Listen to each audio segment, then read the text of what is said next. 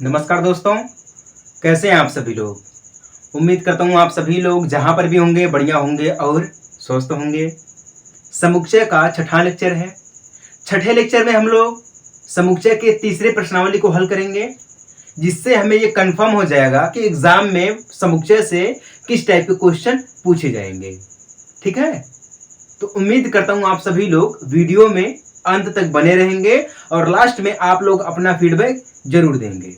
ठीक है, तो चलिए हम इस प्रश्नावली को स्टार्ट करते हैं। और एक चीज मैं आपको क्लियर कर दे रहा हूं, देखिए स्टार्ट करने से पहले मैं क्लियर कर दे रहा हूं कि देखिए जो इस प्रश्नावली में क्वेश्चन लिखा गया ना वो थोड़ा बहुत बड़ा बड़ा लिखा गया है, तो लिखने में जब टाइम जाता हमारा है ना तो उससे दिक्कत होती है। इसीलिए क्वेश्चन को मैं पढ़ भी रहा हूं और स्क्रीन पर भी आपको दिखेगा। ठीक है, तो प्रश्नावली 1.3 का पहला क्वेश्चन क्या बोला है, रिक्त स्थानों में प्रतीक सबसेट या नॉट सबसेट को भरकर सही कथन बनाइए। ठीक है, इसमें हमें सेट और नॉट सबसेट को चुनना है, मतलब ये कौन सा सेट है, सबसेट है, और कौन ये नॉट सबसेट है। ठीक है, इसको चुनना है। तो पहले का पहला बोल रहा है, पहले का पहला में दिया गया है 2 3 4। ठीक है, उसके बाद डॉट डॉट करके दिया गया है 1 2 3 4 5। तो आप ये समझ सकते हैं कि सबसेट क्या होता है और नॉट सबसेट क्या होता है। ये तो समझ सकते हैं कि नहीं समझ सकते हैं। ए का अगर हमारे पास दो समुच्चय दिया गया है तो समुच्चय ए का प्रत्येक अवयव समुच्चय बी में हो या समुच्चय बी का प्रत्येक अवयव समुच्चय ए में हो तो वहां पर ये सबसेट की बात की जाती है। ठीक है, तो अगर मानेंगे 2 3 4 जो हमारा है वो समुच्चय ए में है। ठीक है, डॉट डॉट करके समुच्चय बी में दिया गया है 1 2 3 4 5 ले लेंगे तो यहाँ पे ये क्या हो जाएगा, सबसेट हो जाएगा। ठीक है, सबसेट को हम ऐसे रिप्रेजेंट करते हैं और नॉट सबसेट को हम ऐसे रिप्रेजेंट करते हैं। ठीक है, ये होता है सबसेट और ये होता है नॉट सबसेट। क्लियर है ना। तो पहला का पहला जो है वो क्या है, सबसेट है। ठीक है, दूसरा क्या है, पहले का दूसरा है, पहले का दूसरा क्या दिया गया है, ए बी सी दिया गया है। ठीक है, ए बी सी दिया गया है, डॉट डॉट करके दिया गया है बी सी डी। तो यहां पे ये क्या है, अगर दो समुच्चय को मानेंगे तो इसमें दोनों कंपोनेंट बराबर हैं, नहीं है, तो ये हमारा क्या हो जाएगा, नॉट सबसेट हो जाएगा। क्या हो जाएगा, नॉट सबसेट। यहाँ पर ए है, ए इसमें है ही नहीं है, इसमें बी है, इसमें डी दिया गया है, तो ये नॉट सबसेट हो जाएगा। जब कंपोनेंट बराबर मिल जाएंगे तब हम कहेंगे कि ये सबसेट है। अगर कंपोनेंट यानी कि अवयव बराबर नहीं मिलेंगे हम कहेंगे ये असबसेट है, यानी कि नॉट सबसेट, जिसको हम बोलते हैं असमुच्चय, उप समुच्चय या उप समुच्चय नहीं है। ठीक है, पहले का दो खत्म। पहले का तीसरा है, दिया गया है यक्ष आपके विद्यालय की कक्षा 11 का एक विद्यार्थी है। ठीक है, और दूसरे में क्या दिया गया है, यक्ष आपके विद्यालय का एक विद्यार्थी। भैया क्लियर है ना भैया। अब आप देखिएगा, अगर ये स्कूल है, स्कूल में एक कमरा यहाँ पर, एक कमरा यहाँ पर, एक कमरा यहाँ पर, एक कमरा यहाँ पर, ठीक है, 4 कमरे दिए गए। तो अगर ये पूरे स्कूल में एक बच्चा है तो आपकी क्लास में भी तो एक ही बच्चा होगा, या पूरे स्कूल में ही एक बच्चा है तो आपकी क्लास में भी तो एक ही बच्चा होगा।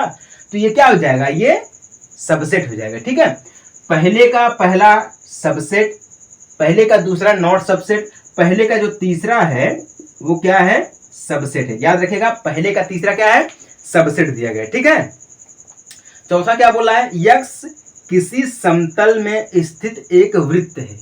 क्या है, सर्कल है। ठीक है, डॉट डॉट करके दिया गया है एक्स एक समान समतल में वृत्त है जिसकी त्रिज्या इकाई यानी कि त्रिज्या 1 इकाई है।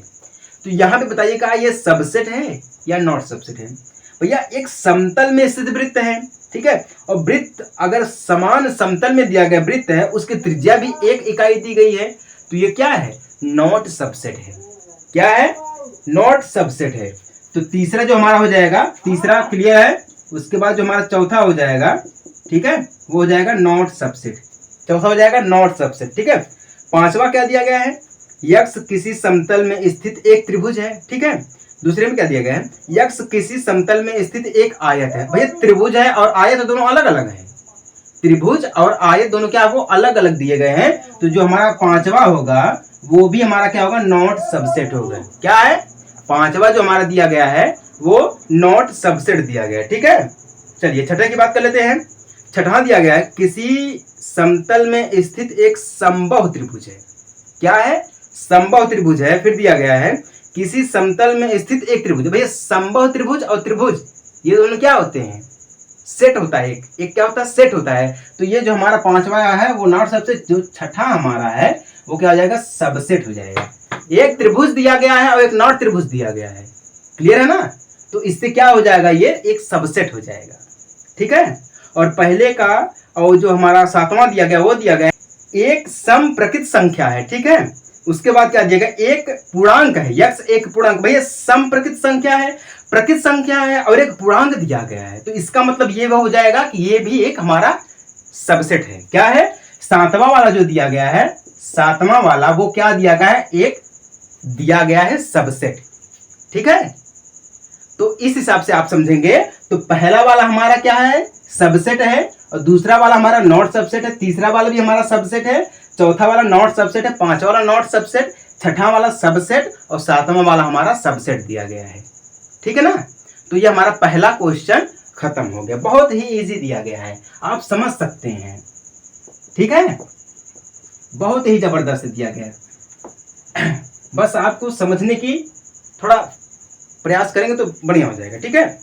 दूसरा वाला दिया है, जांच कीजिए निम्नलिखित कथन सत्य है या अथवा असत्य है, ठीक है। तो यहां पर भी वही कंडीशन दिया गया है, सेट और सबसेट का।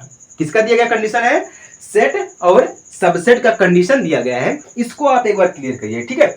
ए बी, दूसरे का पहला ए बी दिया गया, नॉट सबसेट बी ए सी में दिया गया, ठीक है। तो ये भैया यहाँ पर क्या दिया गया है, बी दिया गया है, ए दिया गया, तो ये नॉट सबसेट हो जाएगा, क्योंकि यहाँ पे सी एक एडवांस में आ रहा है, ठीक है। क्या है, एक प्रकार से समझिएगा, यहाँ पे जो हमारा दिया गया दूसरे का जो पहला दिया गया वो असत्य है, मतलब ये सत्य नहीं है, ये क्या है, असत्य है। दूसरे का जो पहला दिया गया वो है असत्य दिया गया, ठीक है। क्या दिया गया है, असत्य दिया गया है, ठीक है। दूसरे का दूसरा ए ई दिया गया है, सबसेट में बोल रहा है। एक्स अंग्रेजी वर्णमाला का एक स्वर है भैया, ए और ई अंग्रेजी वर्णमाला का स्वर होता है कि नहीं होता है, तो इस हिसाब से दूसरे का जो दूसरा होगा वो क्या होगा, सत्य होगा, ठीक है। क्या होगा, सत्य होगा, ठीक है।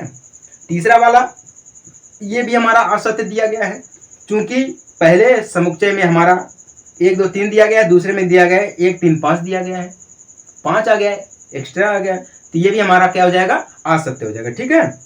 चौथा वाला हमारा सत्य हो जाएगा, ठीक है। पांचवा वाला हमारा असत्य हो जाएगा, क्लियर है, क्योंकि एक दिया गया इप्सिलॉन में करके दिया गया है, ठीक है, हाँ ठीक है।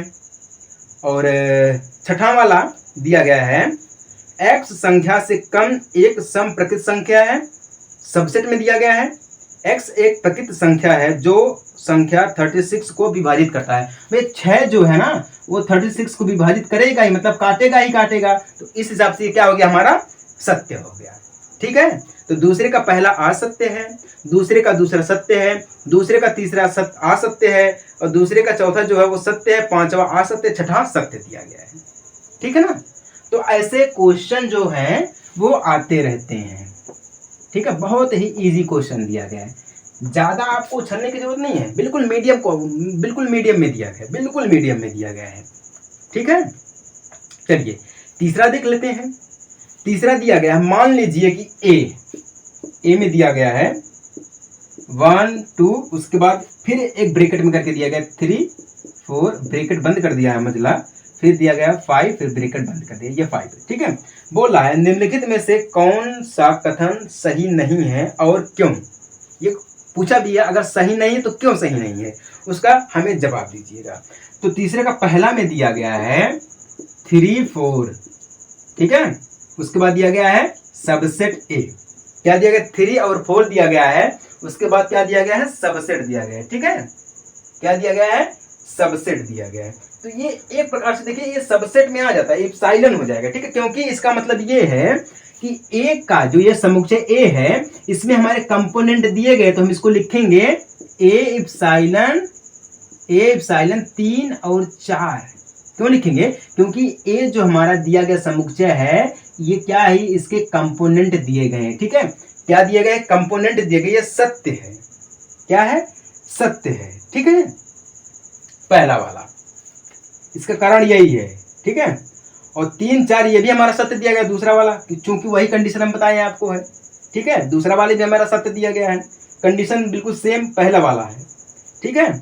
और तीसरा वाला जो हमारा दिया गया है ये भी हमारा सत्य कथन दिया गया, बिल्कुल वही सेम कंडीशन दिया गया है, ठीक है। जिस प्रकार से हमारा तीसरे का पहला कंडीशन है उस हिसाब से तीसरे का दूसरा है, और तीसरे का तीसरा भी उसी हिसाब से कंडीशन दिया गया है, ठीक है। तो तीसरे का तीनों जो पहला दूसरा तीसरा ये सब क्या है, सत्य कथन दिए गए हैं, ठीक है। और चौथा वाला भी हमारा सत्य दिया गया, चौथा दिया गया है 1 इप्सिलॉन ए, यानी कि एक जो है वो ए में हमारा अवेलेबल है कंपोनेंट के रूप में, ठीक है। उसके बाद हमारा पांचवा वाला जो असत्य दिया गया वो दिया गया 1 सबसेट ए दिया गया। भैया 1 सबसेट ए कैसे, एक का ये हमारा क्या है, उपसमुच्चय दिया गया है, एक जो है वो नंबर वाइज दिया गया है, तो वो समुच्चय नहीं हमारा है, वो आप उपसमुच्चय नहीं है, एक जो है समुच्चय भी नहीं है और ए जो है उसका उपसमुच्चय भी नहीं है, ठीक है। तो इस हिसाब से जो हमारा है वो दूसरा पांचवा वाला जो है गलत हो जाएगा, ठीक है। छठा वाला भी गलत है, छठे वाला में दिया गया 1 2 5 दिया गया, सबसेट करके दिया गया ए दिया गया है, ये भी सबसेट में दिया गया, ये भी हमारा बराबर नहीं दिया गया है, ठीक है। और सातवां वाला भी हमारा ये दिया गया है नॉट सबसेट, यानी मतलब ये कथन भी सही नहीं है, ये इप्सिलॉन में दिया गया, क्योंकि हमारा जो 1 2 3 4 5 ये सब इसमें दिए गए, ए में दिए गए, ठीक है। तो इस हिसाब से ये कंडीशन बन जाएगी। और सातवां वाला क्या हमारा दिया गया, सबसेट दिया गया है? सातवां वाला क्या दिया गया है, सबसेट दिया गया है, ठीक है। इसका कारण ये है कि 1 2 3 जो सबसेट ए में है, ठीक है। सातवां वाला क्या दिया गया है, 3 नॉट इप्सिलॉन ए, 3 जो है वो ए में नहीं है, ठीक है। चूंकि 3 जो है ए में नहीं है तो इप्सिलॉन नहीं आएगा, ठीक है। ये सबसेट कथन सत्य है, ठीक है। अब भैया हमारा जो है आठवां वाला वो तो फाई है ही, फाई सभी का हमारा रहता है सभी में, ठीक है। और जो है नौवां वाला भी हमारा फाई सबसेट ए है, ये भी हमारा सत्य कथन है, क्योंकि फाई का मतलब है ये सभी का उपसमुच्चय होता है, ठीक है। बट जो 10वां वाला दिया गया है वो फाई सबसेट ए दिया गया है, ये हमारा गलत है, ठीक है। ये उपसमुच्चय नहीं होता, ये समुच्चय के अंदर कंपोनेंट में आता है, लेकिन उपसमुच्चय हमारा नहीं हो पाता है एक प्रकार से, ठीक है। तो हमारा ये क्वेश्चन नंबर 3 तक क्लियर हो गया। किसी को कोई दिक्कत है? अगर नहीं दिक्कत है तो बहुत बढ़िया, 3 क्वेश्चन हमारा जो है वो खत्म हो चुका है। चलिए चौथा क्वेश्चन क्या बोल रहा है, निम्नलिखित समुच्चयों के सभी उपसमुच्चय लिखिए, ठीक है। तो पहला दिया गया है ए, इसका उपसमुच्चय लिखना है, ठीक है। दूसरा दिया गया है ए बी, इसका उपसमुच्चय लिखना है। तीसरा दिया गया है 1 2 3, ठीक है। और चौथा दिया गया है सिर्फ 5। इन सभी का क्या लिखना है, ये सभी समुच्चय है, इसका क्या लिखना है, उपसमुच्चय लिखना है, ठीक है। क्या लिखना है, उपसमुच्चय लिखना है, क्लियर है ना। तो उपसमुच्चय कैसा लिखा जाएगा पता है, देखिए उपसमुच्चय कैसा लिखा जाएगा, पहले का उपसमुच्चय लिखेंगे हम तो 5 लिखेंगे और ए लिखेंगे, यही उसका हो जाएगा उपसमुच्चय, पहले का क्या हो जाएगा उपसमुच्चय, क्योंकि 5 जो है वो सभी में एक सेट के रूप में काम करता है, ठीक है। और दूसरे में जो हो जाएगा वो हो जाएगा 5 तो रहेगा, उसके बाद हो जाएगा ए, ठीक है, फिर बी हो जाएगा, फिर ए बी हो जाएगा, ठीक है। और तीसरा जो है ये तो 5 रहेगा ही रहेगा, फिर 1 हो जाएगा, फिर 2 अलग अलग, फिर 3, ठीक है, फिर 1 2, ठीक है, फिर 1 3, फिर 2 3 है, फिर 3 1 हो जाएगा, ठीक है। इस प्रकार से ये आपस में ये सभी डिवाइड होते रहेंगे, ठीक है।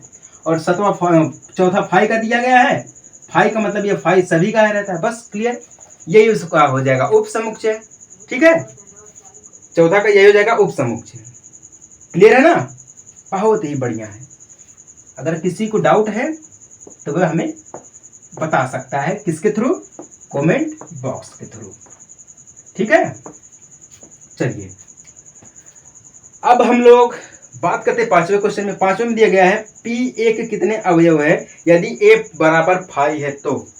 एक है भैया 5 अगर दिया गया, जहां पे 5 दिया गया, अगर A = 5 दिया गया तो इसका मतलब हो जाएगा 1, इसका मतलब क्या हो जाता है 1 हो जाता है। तो P के जो कंपोनेंट रहेंगे P के जो कंपोनेंट रहेंगे वो कौन से कंपोनेंट रहेंगे? सिर्फ 1 रहेगा। कौन सा रहेगा?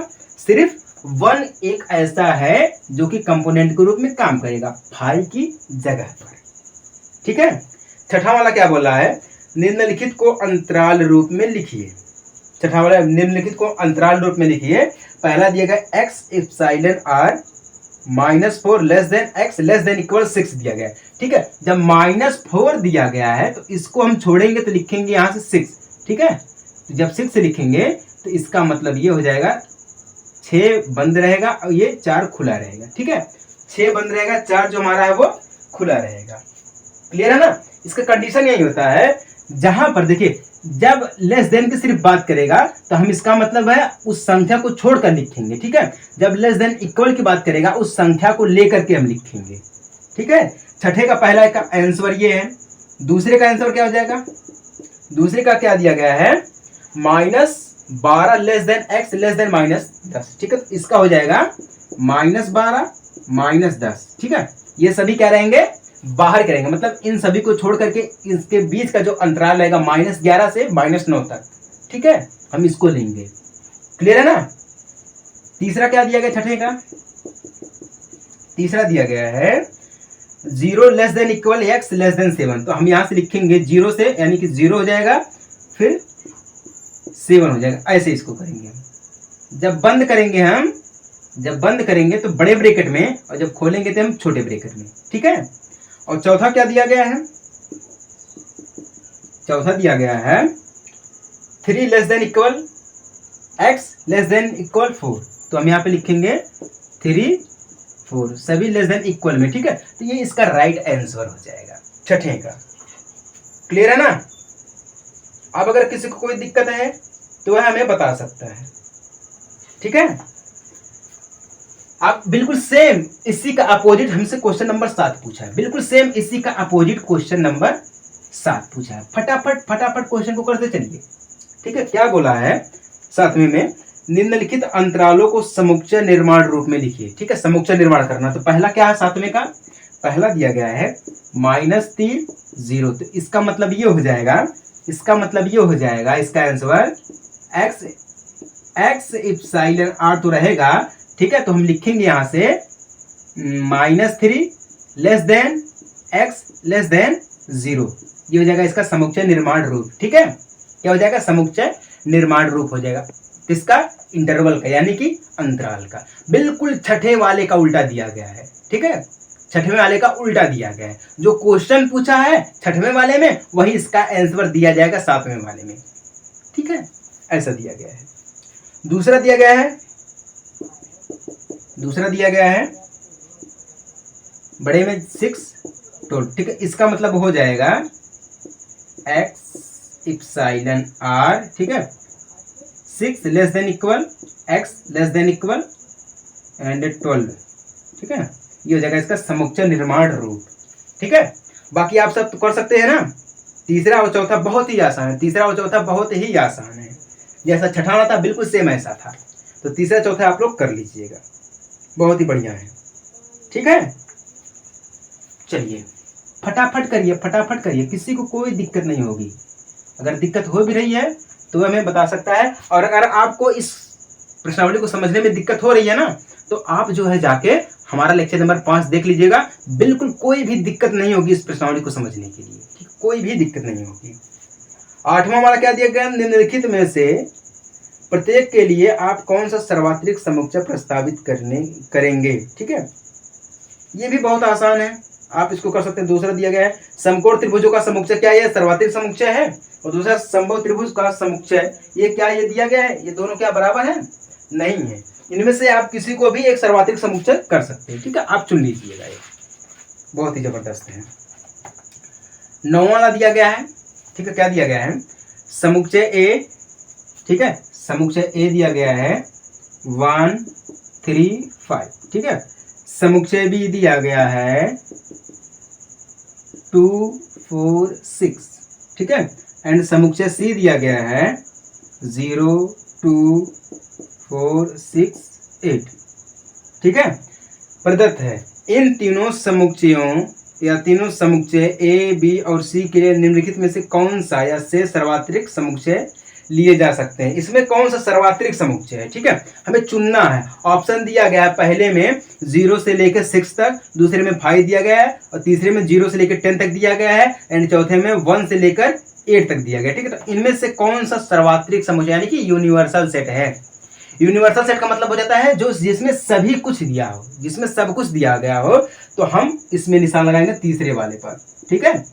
तीसरे वाले में दिया गया है 0, 1, 2, 3, 4, 5, 6, 7, 8, 9 एंड 10, ठीक है। तो आप ये देखिए समुच्चय में 1, 3, 6, 2, 4, 6, ठीक है, 5 ये दिया गया है। यहाँ पे 0 से दिया गया तो हम सभी को साथ में लिखेंगे, तो 1 से लेकर 10 तक ही लिखेंगे ना हम लोग, ठीक है। 1 से लेकर हम लोग 10 तक ही लिखेंगे ना। तो इस हिसाब से जो तीसरा वाला हमारा हो जाएगा वो हो जाएगा सर्वात्रिक समुच्चय हो जाएगा, ठीक है। और बाकी अगर आपको इस पूरे प्रश्नावली में कहीं पर भी कुछ भी दिक्कत अगर लगी है कि हाँ ये क्वेश्चन हमें समझ में नहीं आया है, तो आप हमें ना कमेंट कर सकते हैं, हम आपको जरूर रिप्लाई देंगे, ठीक है। सिर्फ क्वेश्चन पूछिएगा, ये मत पूछिएगा सर आप कैसे हैं, कहाँ से हैं, क्या करते हैं क्या नहीं करते, ये मत पूछिएगा, सिर्फ क्वेश्चन पूछिएगा, ठीक है। तो उम्मीद करता हूँ आपको ये प्रश्नावली समझ में आ गई होगी। इसके बाद हमारा एक चलेगा वेन डायग्राम यानी कि वेन आरेख, ठीक है, वो अगले हमारे लेक्चर में रहेगा। तो चलिए अपने अगले लेक्चर में चलते हैं और मिलते हैं आपसे एक छोटे से ब्रेक के बाद। तब तक के लिए जय हिंद, वंदे मातरम।